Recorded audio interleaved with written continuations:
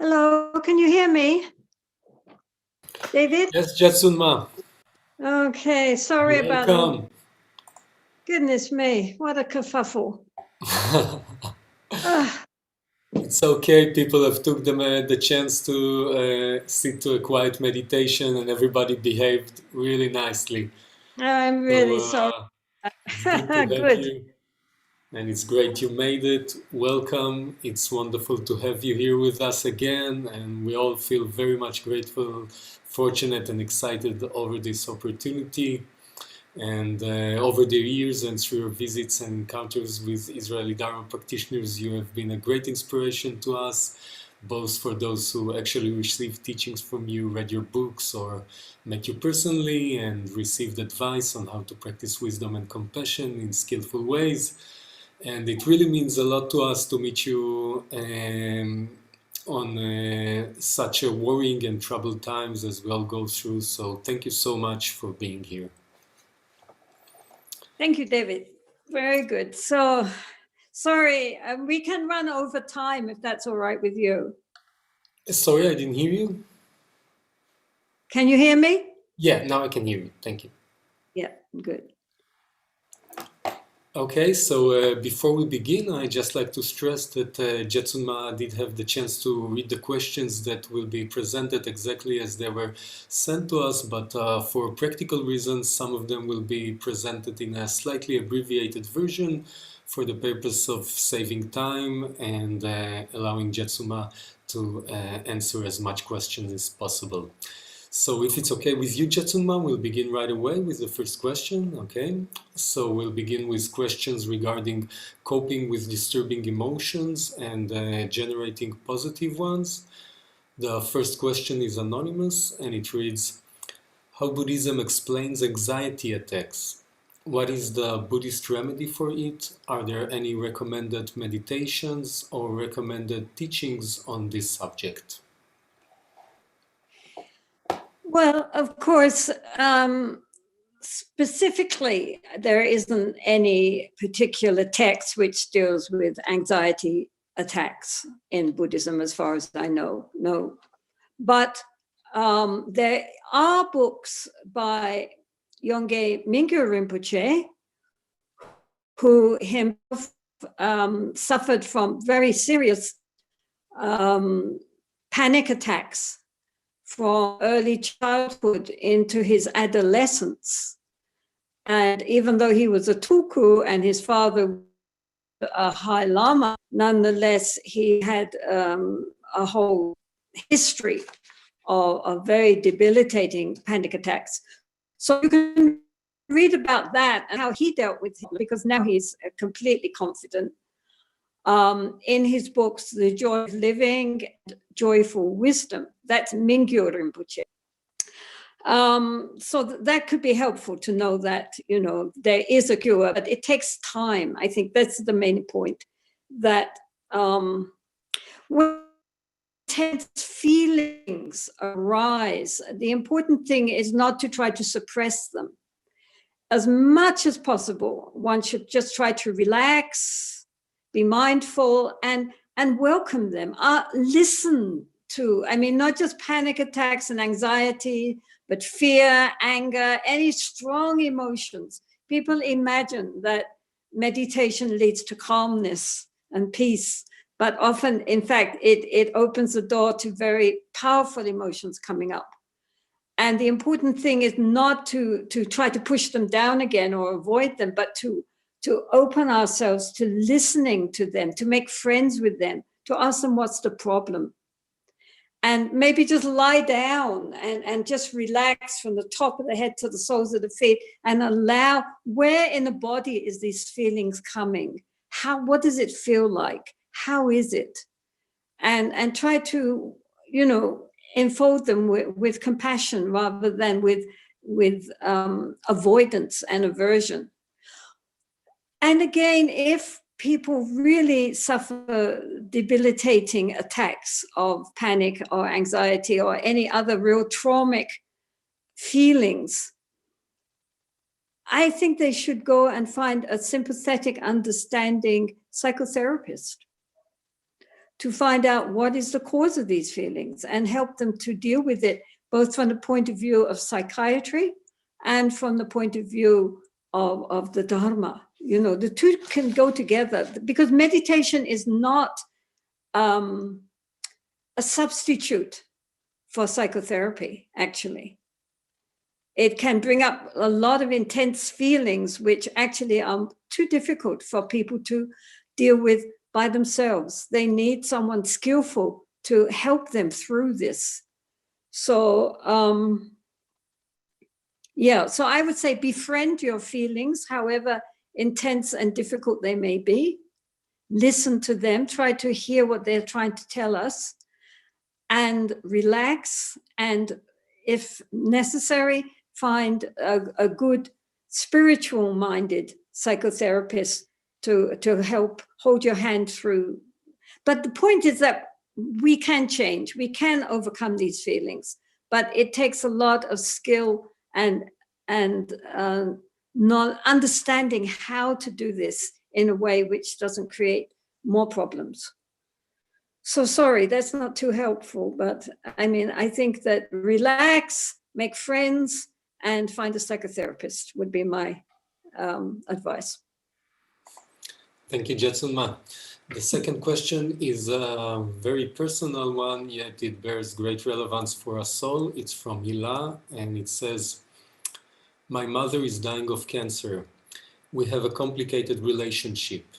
It is important for me to be there for her and to relieve her of as much suffering as possible, but I struggle with feeling forgiveness, love, and compassion towards her.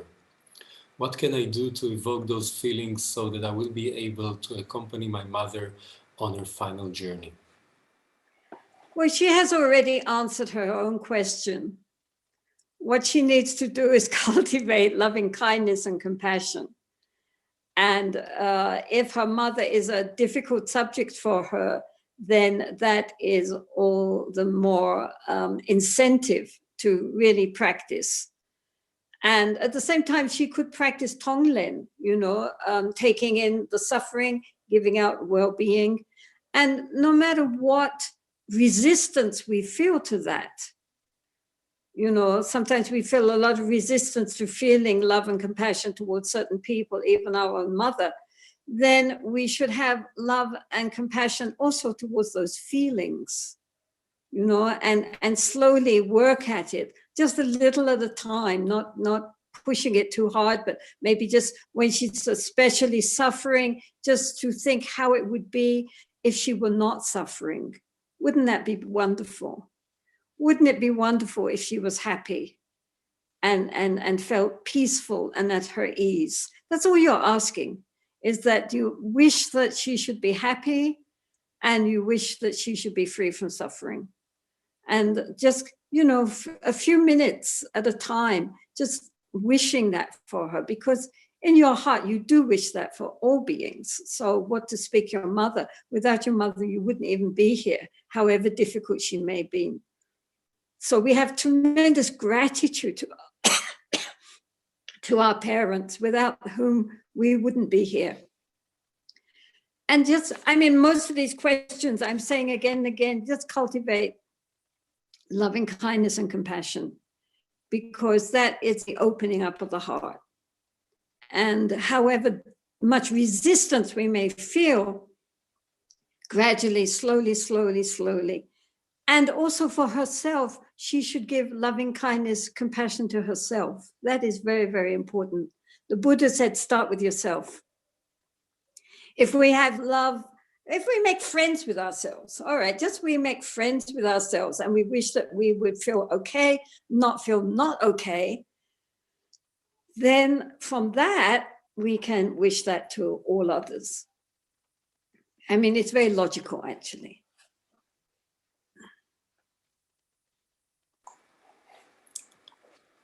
Thank you, Jetsunma. It does make a lot of sense.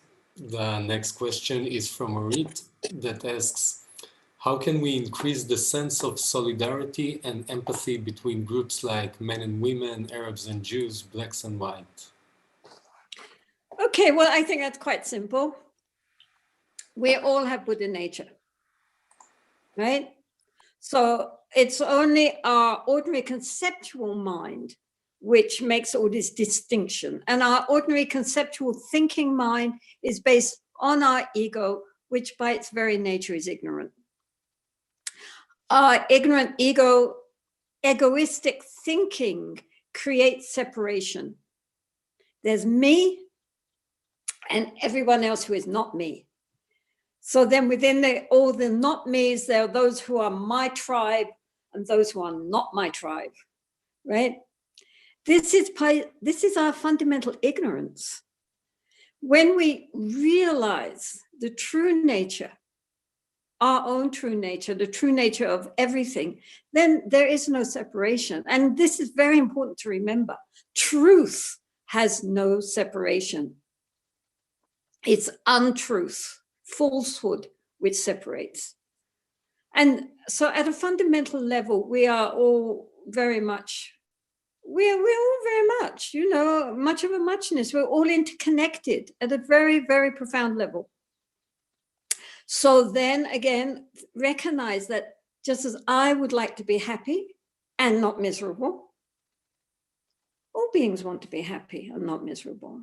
Not just human beings, animals, birds, anything, fish. All living creatures wish for happiness and do not want to suffer. We have that very much in common. That's what unites us. So then it's very easy to have, you know, loving kindness first towards ourselves, then towards those we love and we feel easy about, wishing them just to feel good, just to feel well. Wouldn't that be lovely if people were happy and content in themselves and didn't have to suffer?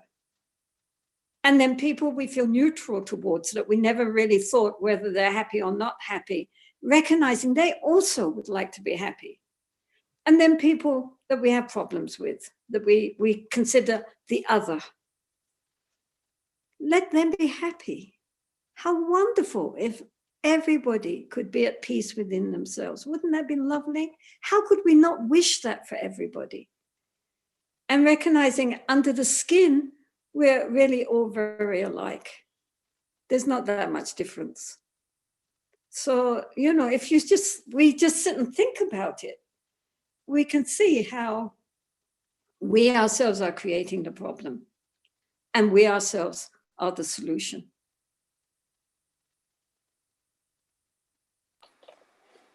Okay, thank you, Jetsunma. The next question is from Neil, who says, I teach young adults before their army service, ages 18, 19, a course on dealing with difficult emotions. These youngsters have no previous background in Buddhism or meditation techniques. What would you recommend me to do in order for me to teach them skillfully the enormous benefits of dealing adeptly with kleshas or disturbing emotions? Well, of course, I think it's very important to teach young people mindfulness and meditation. In those schools where they are teaching mindfulness and meditation, not only to the students, but also to the teachers, I have heard again and again how it's just been such a complete change in the whole attitude, the whole atmosphere, that now they say they don't know how they ever managed without it. It helps everybody, not just when you're at school, but throughout life, just to become more aware, more present, you know, not swept along by all our thoughts and emotions, but actually experiencing the moment. And basic meditation, shamatha meditation on the breath and things like this, you know, help them to recognize their negative thinking. When it arises, you know, understanding it causes pain and problems to ourselves and to others, because our negative thinking then extends to our speech and to our actions. All our speech and actions depend on the mind, the intention. The Buddha said that karma is intention, karma meaning action. So our intentions are either positive or negative. I think it's maybe a good idea sometimes altogether to watch a movie, a popular movie, and just identify all the kleshas which are being shown, not just by the baddies, by the villains, but by the heroes. You know, their greed, their lust, their anger, their jealousy, their pride. You know, there it is. Look at that. You know, you can see it. They you know, glorify the kleshas. And that's what is causing the problem. Of course, the problems are what make the movie. But if they only acted more skillfully, you know, they would be a whole different story, isn't it? So get those young people looking at their minds and identifying the good, generosity, kindness, thoughtfulness, consideration, and so forth, empathy, and also the negative, greed and lust and anger and competitiveness, jealousies, and so forth, all based on a total lack of understanding. Thank you, Jetsunma. The next question, Lian shares with us an experience from her personal practice and says, I started a journey a year ago to practice till I'll be less angry toward the violent place I live in and toward the people responsible for spreading hatred. It helped.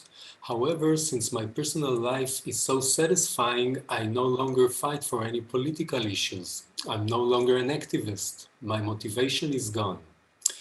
The Dalai Lama says in his tiny book called Be Angry, anger toward social injustice will remain until the goal is achieved.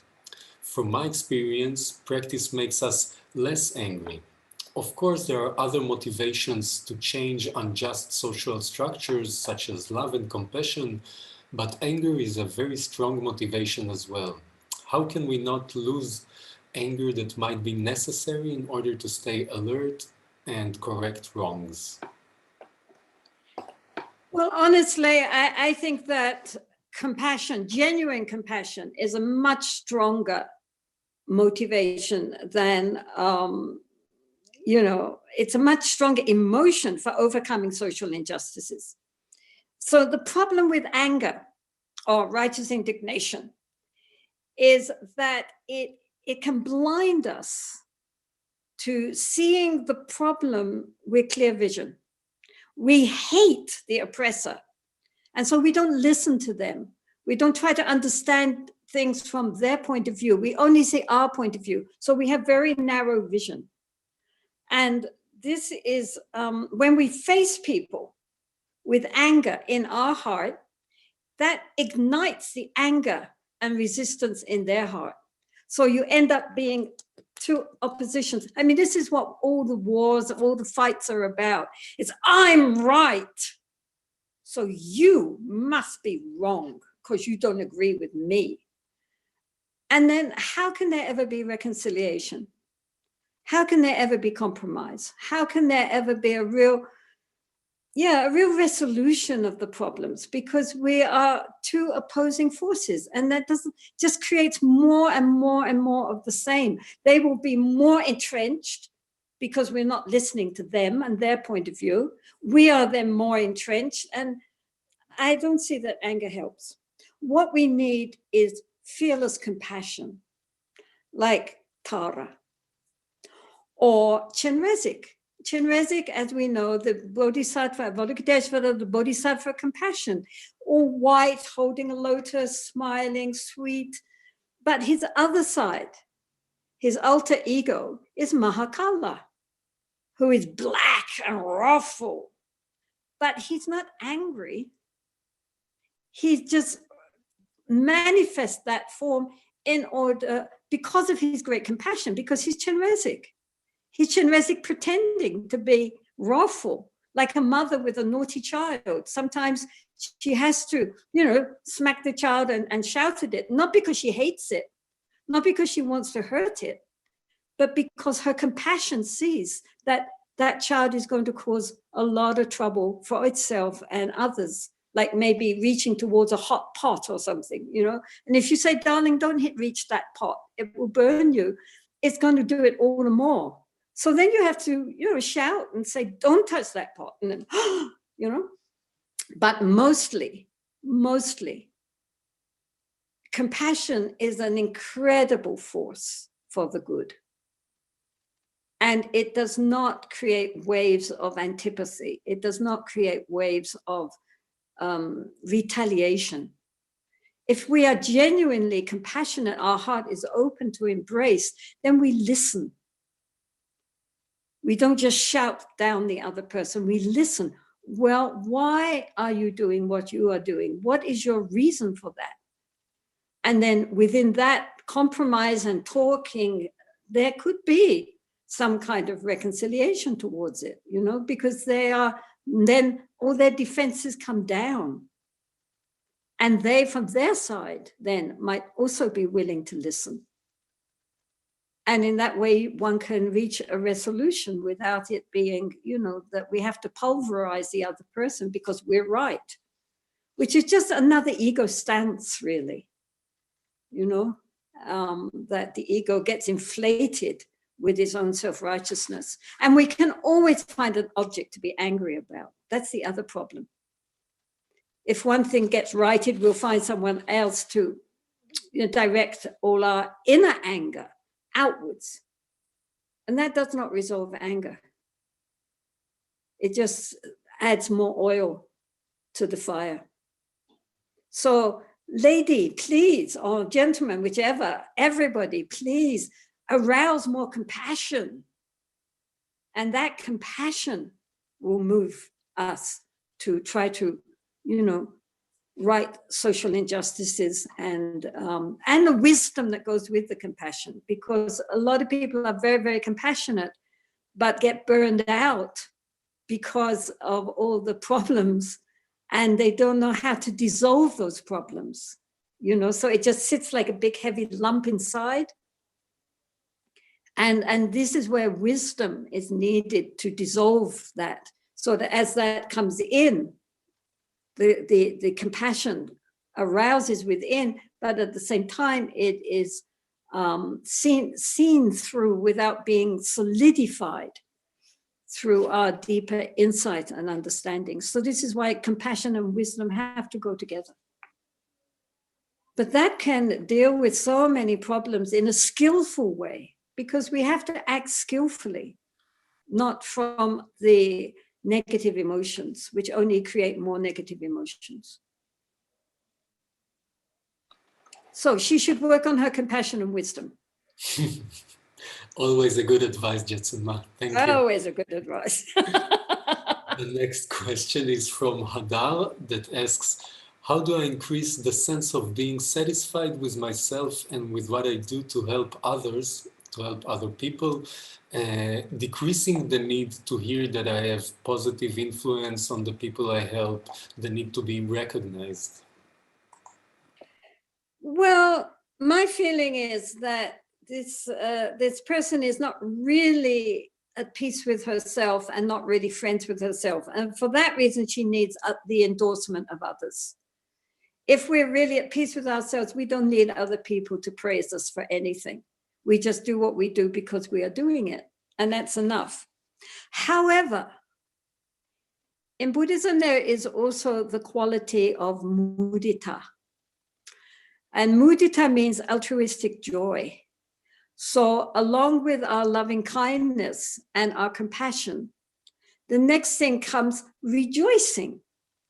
Rejoicing in goodness.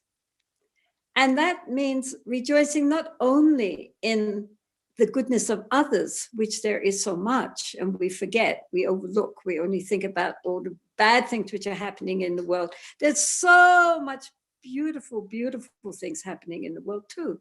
Beautiful people doing beautiful, beautiful things. And that could include also ourselves.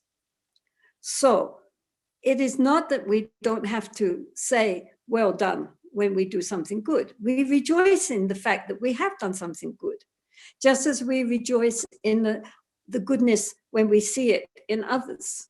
that sense of lifting the heart to goodness. Look, isn't that wonderful? That's no problem with that.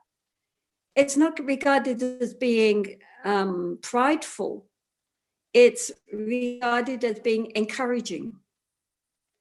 If we acknowledge our own good deeds, we are encouraged to do more good deeds, right? So while we feel remorse and regret for the wrong that we do, we also rejoice in the goodness.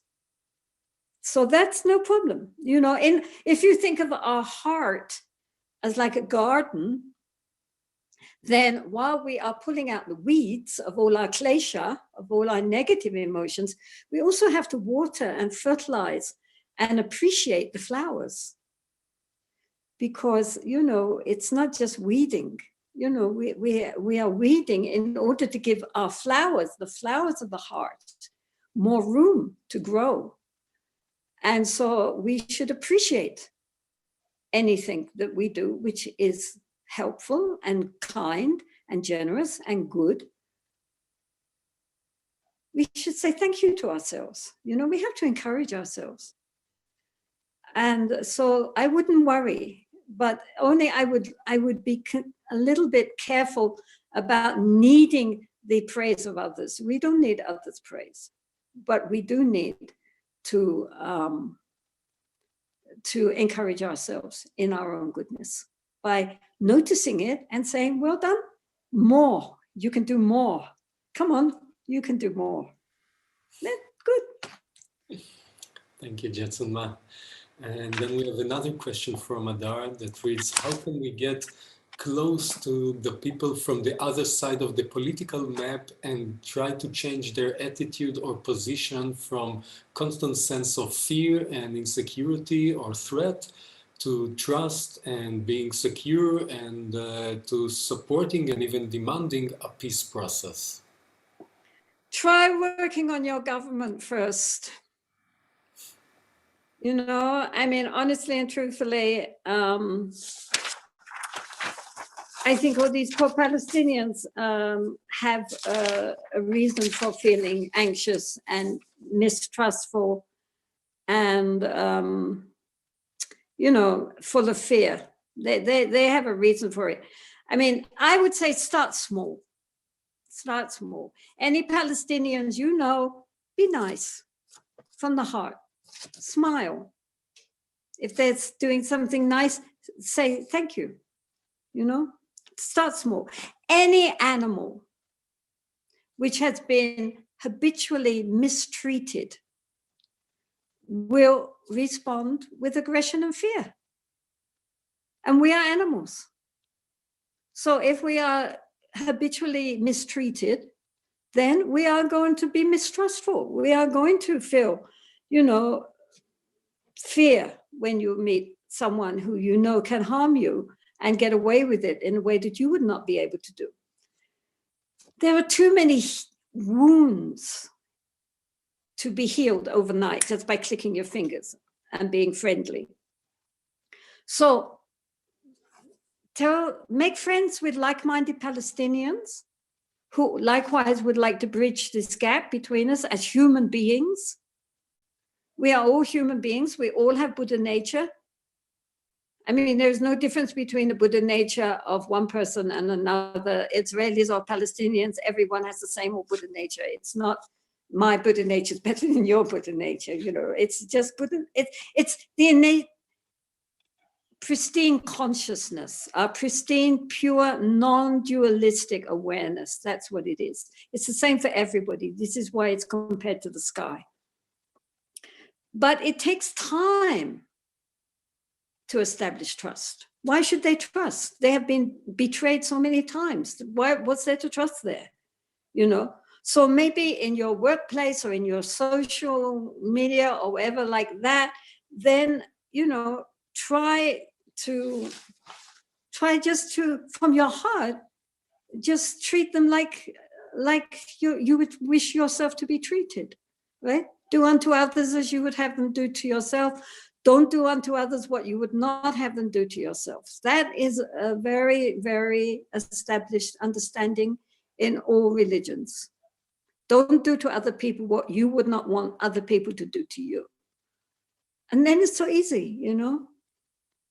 We're not going to solve the problem overnight. It's a very deep historical problem with very, very, very deep wounds. But on a person-to-person level, much can be accomplished, even just with a smile. You know, smile. Be friendly. Show that you don't have any hidden weapons of the heart. Yeah. I mean, the governments are never going to solve these problems. The governments have their own agenda, but human beings between themselves can set up links, of course. They can make they're the bridge. Thank you, Jetsunma. The next couple of questions are regarding coping with our self-grasping and wrong perceptions of reality. The first one is from Shuki, who says, during your 2016 visit in Israel, you told me, and I quote if I may, practicing Buddhism is an ego-bashing experience. Bashing the ego sounds like almost promotion of violence towards the ego rather than using a more balanced approach that includes compassion, perhaps. Could Jetsunma elaborate on this, please? So, the Dharma, the point is that the Dharma is always anti-ego, right? And there's always a lot of talk about the self-cherishing mind and going beyond the ego and the ignorance of the ego, et cetera, et cetera, et cetera. So that's what I meant by ego bashing. They never praise the ego. But in fact, she is quite right. Because actually, in order to walk the path to no self, we need a very healthy and confident self. After all, who is walking the path? We are walking the path, right? Who is saying there is no self? Well, the self is saying there's no self, right? So, I mean, the point is that we need a very healthy and balanced sense of ego, of self, in order to walk the path towards selflessness. And the Buddha himself, although he's always talking about no self, no self, no self, anatta, anatma, anatma, nonetheless, he starts by teaching shamatha meditation, for which will help us to develop a very healthy and well-balanced psyche, right? And then with vipassana, we can start dismantling our idea of self. But first, we have a very healthy, well-balanced sense of self. And then he also, of course, teaches loving kindness, compassion, and altruistic joy, etc. Who are they directed to? You start with yourself. Now, we are not sending loving kindness and compassion to the nature of the mind, to our Buddha nature. That doesn't need our loving kindness and compassion. It is loving kindness and compassion. So who are we sending it to?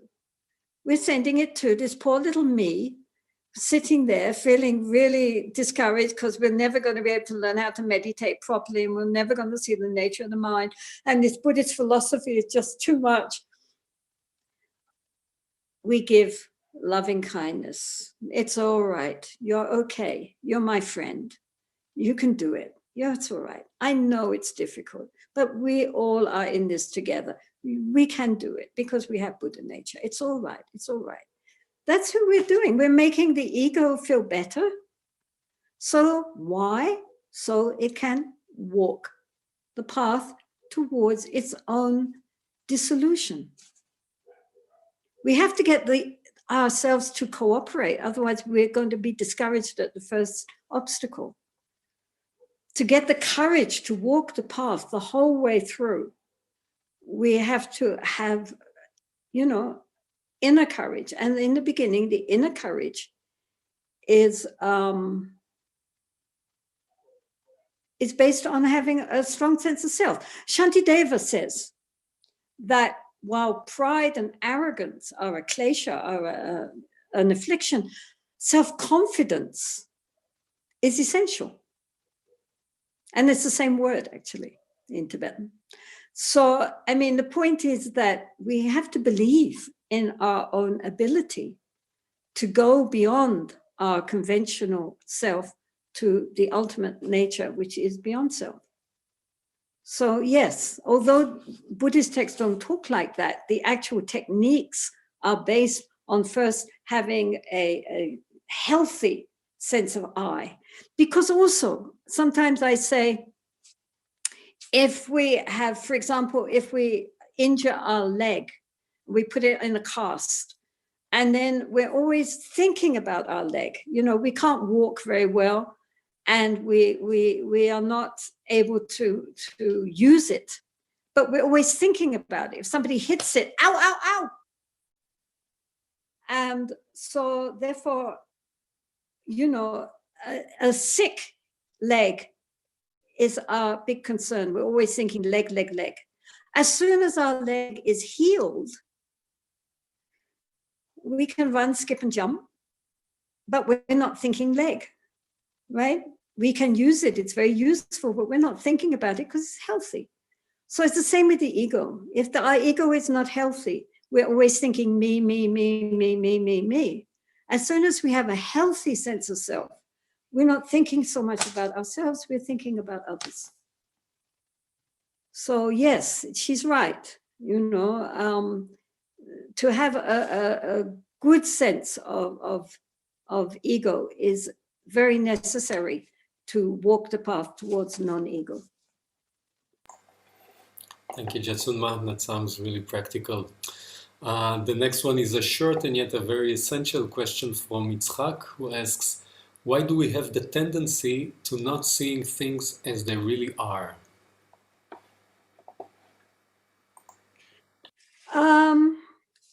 Because we identify with our ordinary conceptual consciousness, which by its very nature is dualistic. So this creates this sense of an ego again, which is solid, enduring, and me, unchanging. And at the same time, everything else outside of ourselves, which is other, which is not really connected with ourselves. We are here, we perceive something else outside of ourselves, which is separate from ourselves. So this very dualistic conceptual thinking is why we don't see things how they really are. Everything gets solidified, everything gets reified. And so then we label it and we judge it, right? We judge it and label ourselves, we judge and label other people and other things and other circumstances. So therefore, our view is endlessly colored also by our kleshas, especially our greed and our aversion. And so we don't see things how they really are. And this is why, with all our likes and dislikes and opinions and judgments and so forth, we are creating our own reality the whole time. And that is total non-reality. We are making the mirage into something which is actually existent, whereas it's just a mirage, causes and conditions coming together. So that is why it is very important to really recognize, to really have some kind of realization of the nature of the mind, which shows us how things are not solid and real, how they are empty in the sense that they are ungraspable, and that things are simply not the way we think they are with our dualistic perception. Our fundamental ignorance is so deeply entrenched that it's very difficult to go beyond it. But we cannot get glimpses, and then those glimpses can widen and widen until finally our ability to really, outwardly nothing changes, but our whole inner relationship with everything changes. It's not that everything disappears, right? You know, suddenly boom, and there's nothing there, just emptiness. It doesn't mean that at all. But what it means is that our inner perception changes, and we recognize the interconnection with everything, which our conceptual thinking mind divides everything. Okay, thank you, Jetsunma. Next few questions are regarding the practice of meditation. And the first one is from Deluded that asks, how do we start the journey to meet our mind? What should we do? Should we look for a teacher, or is it enough to meditate every day? Well, nowadays, I mean, things are different from how they used to be traditionally. Traditionally, most people could not read, or if they could read, they could not understand. Nowadays, everyone is educated. They can read, pick up a book, read it, and understand it. So that's the first thing. There are many, many books on meditation nowadays. There are also so many YouTubes, so many, every podcasts. I mean, whole meditation courses online nowadays. So the essential need for a teacher is not as vital as it used to be. So, but on the other hand, I mean, a personal communication between a teacher and students is still needed at some points. I would suggest going to doing group retreats we're under a good teacher, so that you get the guidance, and at some point you usually can meet the teacher and express any doubts or any questions that you have. This is very, very helpful. Also, you get group energy, which helps us to, be invigorated and enthusiastic. And also that gives us a discipline. If we practice only by ourselves, it might happen that we get bored or too many thoughts. And then we think, oh, this is a waste of time. Maybe I'll have a cup of coffee and then come back, and up we get and off we go, and that's it. If you're in a group, you can't do that. We have to sit there and face all our obstacles and problems. And so this teaches good discipline.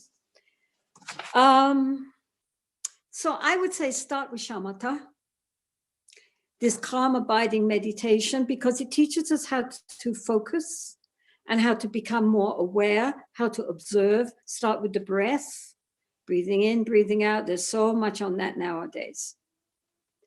And learn especially how to cultivate awareness, because the crux of the whole matter is either we are mindful, we are aware, or we are lost. There's no halfway house. Either we are present and know what's happening, or we don't. We are caught and distracted, and we are away with the fairies in our mind, in the past, in the future, running around in the present, but not being centered on what is actually happening in the moment. So shamatha can be very, very useful. It's a foundation for all practices which come later. If we are distracted, if we have no attention skills, nothing is going to work, no matter what we do. However, esoteric or whatever, it won't work if we cannot merge our mind with it through our attention. So this is very, very important. It's good to meditate every day, not too long. In the beginning, 10 minutes of focused meditation, better than an hour of distraction. 10 minutes, 20 minutes, half an hour, 40 minutes, build up, but don't push too hard. Keep it so that when you finish, you could have done more. Then that makes enthusiasm for next time. And try to bring your awareness, the mindfulness into the daily life as much as possible, so that we have a continuity of the sense of presence, and cultivate good heart at the same time. It's not just meditation, it's opening up the heart to be more kind, more thoughtful, more generous, more considerate, more all the good feelings inside ourselves. We have to bring those out. And then if a teacher appears, the point is that, these basic practices, anybody can learn to do that. You don't need a high level, teacher for that. It's ABC.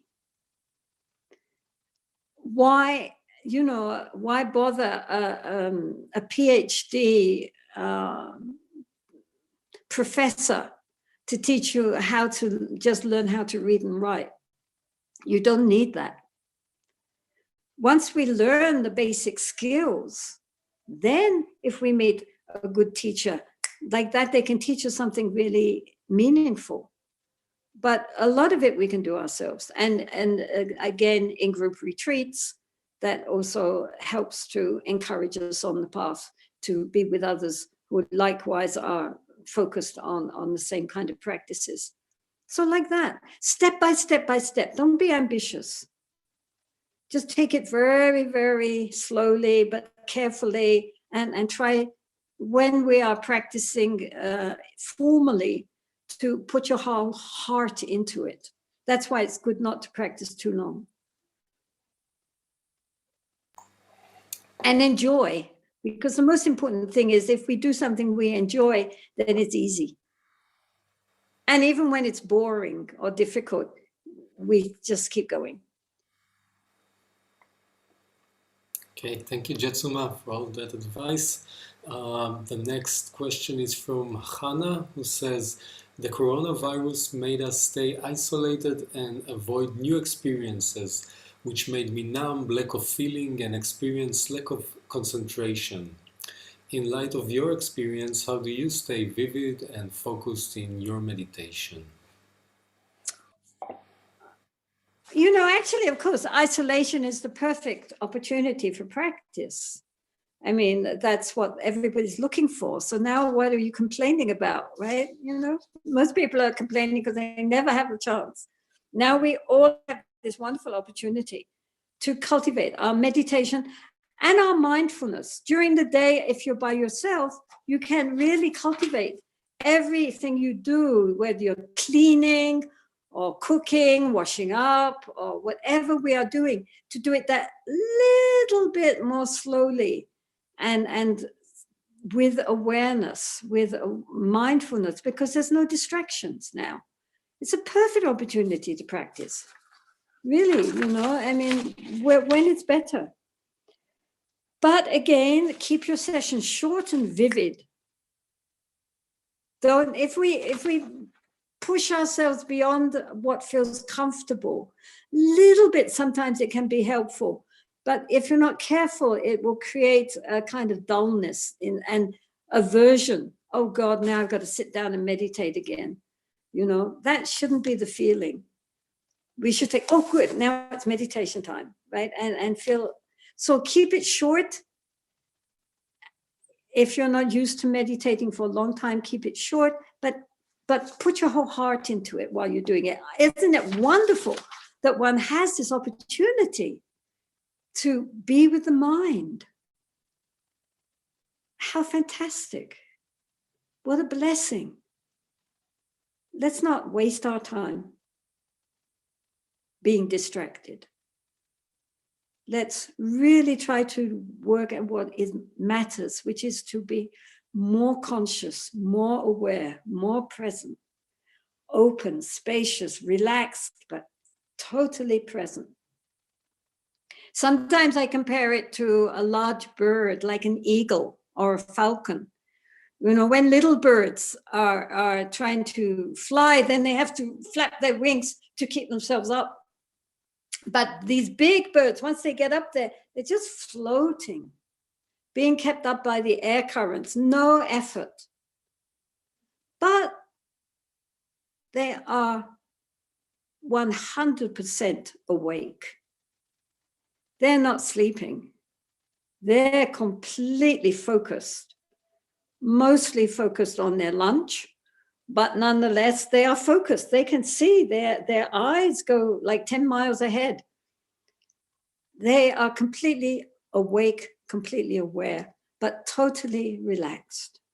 That's how our meditation should be. Open, spacious, but absolutely focused. Thank you, Jetsunma. The next one is a kind of a follow-up question to that from Ruth that asks how to deal with boredom and restlessness in meditation in order to keep going. So again, I repeat that. Just keep your if you are get bored or restless, keep your session short. but really put yourself into it. During this 10 minutes, I'm genuinely going to do my best, but relax, not tense, right? No, I don't mean I'm going to do my best, but relaxed, but focused, right? 10 minutes, what is that? Come on, we can do that. And then because it's only 10 minutes, we can do many. During the day, you have a few minutes off, bring your mind back to watching the breath or observing the mind.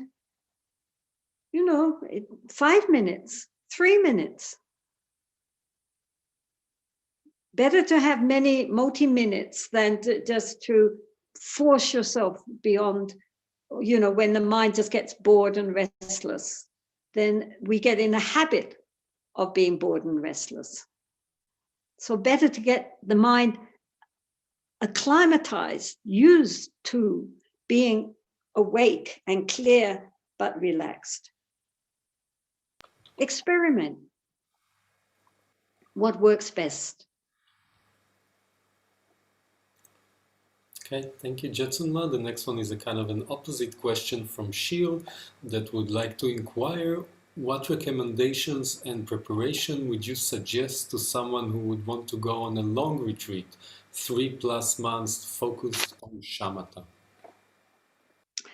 Well, I would say start with short retreats and do some guided shamatha retreats, with other people first, because we need to understand very clearly the technique. If you're going to be away by yourself for some time, then it's important to know what you're doing. So to understand the technique very clearly, and before you start to know the kind of problems which might come up, the kind of obstacles we might be meeting, because we've already done this before, so we know, and get that very clear in your mind, how to deal with the obstacles like boredom, restlessness, pain in the body, and so forth like this, how to deal with these things, so that you have the confidence when you go into a longer retreat and these problems come up, you know how to deal with them because you've dealt with them before. So try out a month and see how it goes, and start with short sessions and then gradually extend them. Take some inspiring books with you, books which will, lift your spirits if you're beginning to flag a bit, and enjoy. I think it's very important when we practice, if we really enjoy our practice, then anything which we do, if we enjoy it, we don't have to be forced to do it. The mind goes towards it. There's no resistance. The mind delights in it. So therefore, that's why it's good to start short and gradually extend. And then don't push too hard. You're not trying to get anything. The other point is there's nothing to gain. So don't start comparing yourself or thinking, well, what have I got from this? It's not a matter of what we're getting from anything. Just let it be how it is. So don't push too much. And at the same time, don't be too lazy. Be very balanced in practice so we can just keep going. So good luck.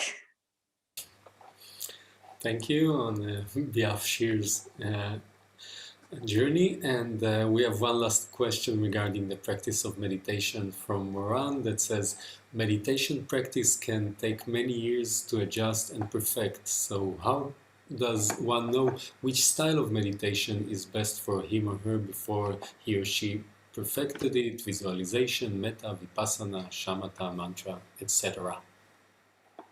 Well, first of all, we can mix our practices. It's very common to mix shamatha and vipassana and metta and loving kindness, compassion, meditations, etc. That they all go together very nicely. Also, one can mix shamatha and visualizations and mantra recitations. They also go along very nicely. And, you know, certainly in Tibetan Buddhism, most lamas do many different practices. They don't just stick to one. They do a lot of visualization mantra practices, but they also do Mahamudra Dzogchen practices, which start again with shamatha and vipassana practices. So good, strong foundation in shamatha. Then, as one lama said, if you have good shamatha, the rest of the Dharma is in the palm of your hands. Once we can have a mind which is open, spacious, relaxed, but totally focused on the object of the meditation, then whatever we practice is going to work, because our mind will merge with it, with the object. But if we have distracted mind, then however long we practice and how, as I said before, however esoteric and profound the practices may be, they won't really connect. They won't transform us because our mind is not at one with them. Do you understand what I'm saying? You know, shamatha helps us to completely become one with the object. And the object is not important. What is important is the ability to be completely aware of that object at that time and keep our attention on that object. So the object in itself is not the important thing. The important thing is the ability to be aware. Once we have cultivated that, then we can practice anything and it will have some transformative abilities. We will feel that something inside us is actually changing, that we are actually moving on the path, really. But I mean, you know, a certain amount, we usually have one particular practice, which is the main practice. But after that, it can be embellished by other practices. There's no harm in that. Okay, thank you, Jetsunma. We're getting closer to the end of our time. If it's okay with you, can we have a couple of more questions that are... It took me forever to get on. It's fair enough that we delay getting off. Okay, thank you so much. So we just have a few questions that are regarding general practice. And the first one is anonymous and it reads, what is the importance of studying the Buddhist philosophy for practitioners whose natural tendency is the practice of the nature of the mind? Yes, well, I mean, I'm probably not the best person to ask about that. Actually, it really is not that necessary to study Buddhist philosophy if one is not planning to become a geshe. I mean, in Tibet or in any other place, it's usually only a small selection of monks who actually study Buddhist philosophy. The rest do other things. So, you know, of course, we need to understand what is Dharma, what is not Dharma. But even the Dalai Lama's own tutor said to me that at the end of life, what will benefit us most? A head full of book knowledge or genuine realization in the heart? And he said, you know, study 3 books, including the Bodhicharyavatara, and, well, I was Kaju, so he said Gampopa's jewel ornament, but some small book on Lamrim. You don't have to go for the whole Lamrim Chenmo, but, you know, so get an understanding of what is the Buddhist attitude, what is the Buddhist understanding, and then go away and realize it. Even you can go and retreat and take the books with you.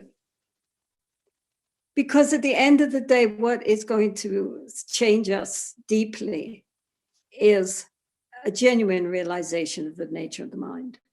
Nothing else will do that. So however subtle our intellectual understanding of emptiness is, it is still conceptual thought. It is not the realization of emptiness. Because the realization of emptiness is beyond thought, beyond concepts. It's the unconditioned, the unborn, the deathless. And that can be realized, but it cannot be reasoned about. I mean, yes, you can debate about it forever, but that is not going to help you at the time of death. And it's not even really going to help during life. Genuine realization is the only thing which will help, and that can only come through meditation and practice. So if you are intellectually inclined to understand the depths of Buddhist philosophy, it's fantastic and will make our thinking very clear and very subtle. But at the end of the day, that alone is not enough. And that can be dropped, because what we need is genuine experience. What is the mind? What is a thought? Who is thinking? And beyond thought, what is there? What is the union of emptiness and luminosity? What is it? What does it mean? You can only understand it by realizing and looking inside. So, yes, like that. Practice. Thanks a lot, Jetsunma. The next question is a kind of a specific one from Tsunma Karma Suepa, who asks, in the Karma Kagyu instructions of Gondru, we were told to do each section separately, reading only the sadhana for that section. Why in Nyingma tradition does one have to read the whole Gondru each time one practices the section they have complete? Has this instruction been updated to meet busy daily schedules? You know, I never heard of that. And I don't think it's true. I think it may be a certain Lama told her that, because every Lama has his own approach. But personally, I never heard that where if you do like the Longchen Yingtik Ngundro, you have to read the whole thing every time, every session. No, you would spend all your time reading. So I would say to Tsunma Sopa that she should just do whatever feels most comfortable for her and not worry. Okay, thank you. The next one is from Itzhak, who says, how can we measure true progress on the Buddha Dharma path and not being diluted by the deep-rooted ego? You know, I don't think we need to measure our progress, because that already sounds like the ego, doesn't it? I mean, the ego is saying, am I getting less egoistic? You know, who is asking? Well, the ego is asking. How can the ego ask if it's getting less egoistic? So I think in general, how can we know if we're making progress? As our mind becomes increasingly more aware, more clear, more relaxed, and at the same time, our heart spontaneously begins to feel more empathy, more kindness, more interconnection with others. So we need to develop this loving awareness, right? And when spontaneously things which otherwise would have made us feel very upset and angry simply don't trouble us anymore. When things which other time we would really have wanted to get into and have and possess, now we could care less. That open, spacious quality of the mind, when that increases and we are spontaneously responding in a way which is kusala, which is skillful, then we can think, yes, we are making some progress on the path. Thank you so much, Jetsunma. And on that note, it looks like we've reached the end of our time together. So before we conclude this session, I would just like to thank everybody who helped organize this meeting at Dharma Friends of Israel, especially our chairman, Shachar Sagi, and also Liora Kenneth, Gila Penfield, Iki Bar Yosef, and all the other board members, volunteers, and devoted practitioners that are helping relentlessly to spread the Dharma in Israel. And also I would like to thank everybody who joined us both in Zoom and on YouTube. YouTube, and I would like to invite everybody again to practice generosity and support the Dharma and our dear teachers. So for details, please see the link in the chat window or on DFI website. And above all, Jetsunma, on behalf of myself, the Dharma Friends of Israel, and all participants of this meeting, I would like to thank you from the depths of our hearts. Firstly, for being here with us today and giving us this precious time with you, and of course, for sharing the Dharma and your practical advice. And so I wish you good health and really hope you'll stay safe. May all your wishes fulfill swiftly, and may you continue to inspire and benefit sentient beings wherever you are. And lastly, since we only had 1 hour, I still have a lot of questions left. So I really hope that you will come and give us teachings once again, hopefully even in person and in the near future. And in Hebrew we say Shana Haba Yerushalayim, which means next year in Jerusalem, hopefully. Thank you so much. Thank you, my love. Thank you, David. And thank all the Dharma Friends of Israel, because you're doing wonderful, wonderful work in very, very difficult circumstances, I know. And well done, all of you. And certainly, I hope that we will meet again in person in the not too distant future. So thank you. Thank you so much. Take care, stay safe. Thank you, everybody, for joining us, and hopefully see you next time around. Indeed. Bye, David.